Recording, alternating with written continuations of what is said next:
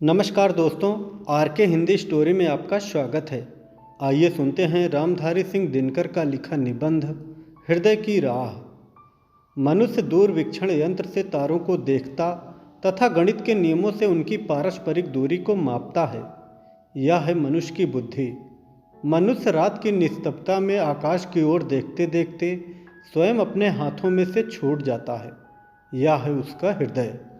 शायद वर्थ ने दावा किया था कि कभी की नई सूझ भी उतनी ही कीमती समझी जानी चाहिए जितना कि किसी वैज्ञानिक के द्वारा किया गया किसी नए नक्षत्र का अनुसंधान। किंतु गणित की प्रामाणिकता पर भूले हुए संसार ने इस दावे को अंगीकार नहीं किया। तो भी क्या यह सच नहीं है कि बाहर की दुनिया में खोज और अनुसंधान के जितने विशाल क्षेत्र फैले हुए हैं, उतने ही अथवा उनसे भी कहीं बड़े क्षेत्र आदमी के भीतर मौजूद हैं, जहां अनादिकाल से अनुसंधान जारी रहते हुए भी नई सूझों का भंडार रिक्त नहीं हुआ है।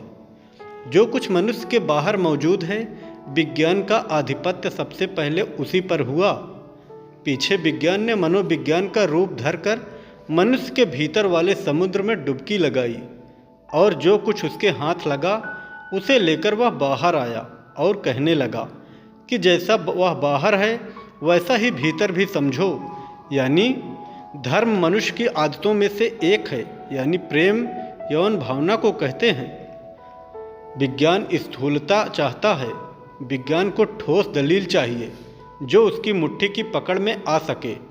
फूलों की सुंदरता तो असत्य कल्पना है। ठोस चीज के रंग और हरियाली पर की जाने वाली रासायनिक क्रिया और विज्ञान से जिनकी बुद्धि परिपक्व हो गई है, वे सत्य को समझते हैं जो मुट्ठी में आने योग्य और उपयोगी हो।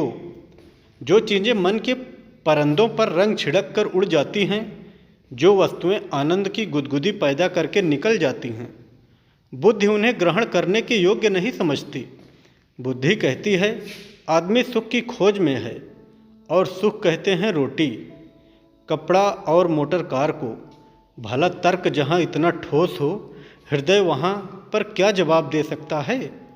बुद्धि अपनी प्रयोगशाला में औजार लेकर घूम रही है। जो तत्व उसके औजार की पकड़ में नहीं आ सकता, उनका धरती पर क्या काम है। लेकिन यह धारणा क्या ठीक है? हम हर चीज़ को यही सोचकर तो ग्रहण नहीं करते कि वह हमारे जीवन की बाह्य सुविधाओं के लिए आवश्यक है। फूल, पक्षी, नदी, पहाड़, मेघों की छटा, चांदनी के सरोवर में हंस के समान मंद मंद तैरता हुआ चांद, और दूबों पर चमकती हुई ओस की बूंदें, तथा घर में खेलते हुए निष्कलुष शिशु हमें इसीलिए प्यारे नहीं लगते कि हम उनके उपयोग पर आंख लगाए हुए हैं। वे सहज ही सुंदर हैं, और उनके बिना जीवन कुछ कुछ वशवाद हो जाता है। जरा सोचिए कि किसी दिन भोर का सोकर उठते ही आपको ऐसा मालूम हो कि धरती पर जितने पक्षी और फूल थे वे रात में ही अचानक उड़ गए हैं, तो आपको दुनिया कैसी लगेगी। इसी प्रकार अगर आपका सारा साहित्य, प्रेम और सूरता के सारे गान कहीं लुप्त हो जाएं, और आप में से किसी को भी ये याद ना रहे, वे आपकी जिंदगी कितनी सूनी लगेगी। कविता का जीवन में वही स्थान है जो फूलों, पक्षियों, इंद्रधनुष और शिशुओं का है।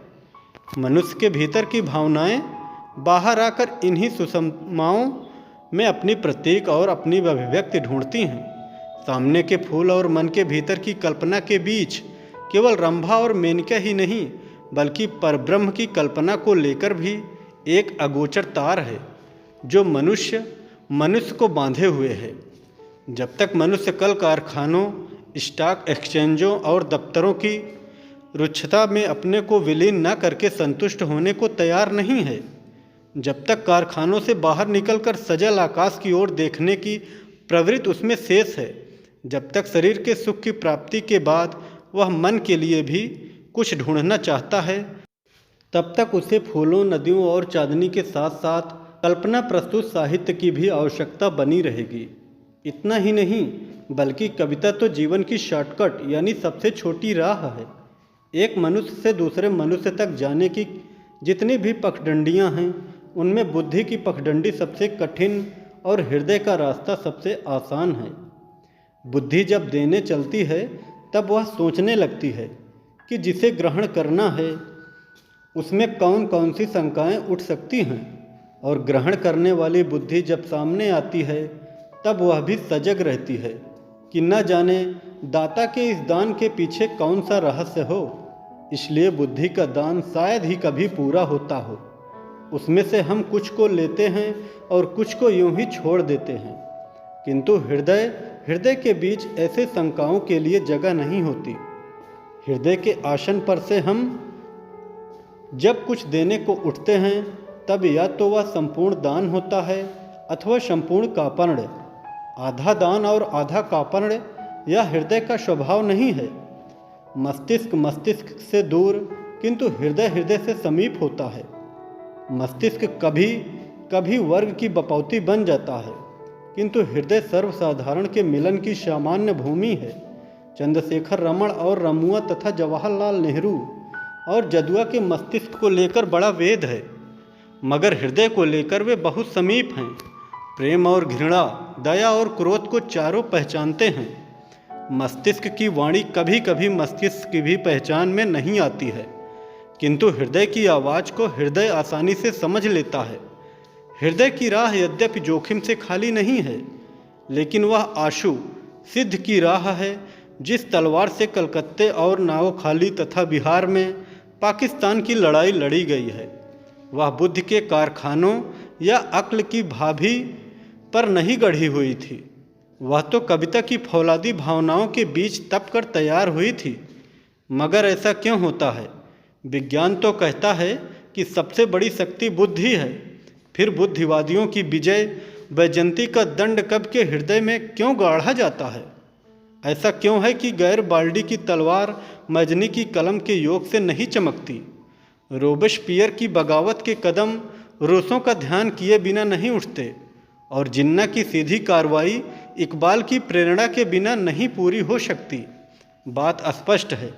दलीलों और तर्कों के सहारे हम जिस देवता को संतुष्ट करना चाहते हैं उसका निवास मस्तिष्क के कोठे पर नहीं बल्कि हृदय के उपवन में है। दलील और तर्क उगलकर सामने के मनुष्य को पराजित करना विज्ञान का धर्म है। कविता तो मात्र विश्वास उगलती है। मस्तिष्क सिद्धांत बनाता है, हृदय उस सिद्धांत के प्रति आस्था उत्पन्न करता है।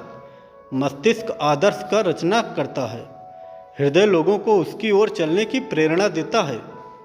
मस्तिष्क हृदय है, वह रोज नई नई मूर्तियों की रचना करता है। हृदय कवि है, वह उन मूर्तियों को जीवित और चैतन्य बनाता है। जड़ मूर्तियों के फेरे में पड़कर आपस में लड़ने वाले मनुष्यों, मस्तिष्क को छोड़कर हृदय की राह पकड़ो। कहानी कैसी लगी कमेंट में ज़रूर बताएं।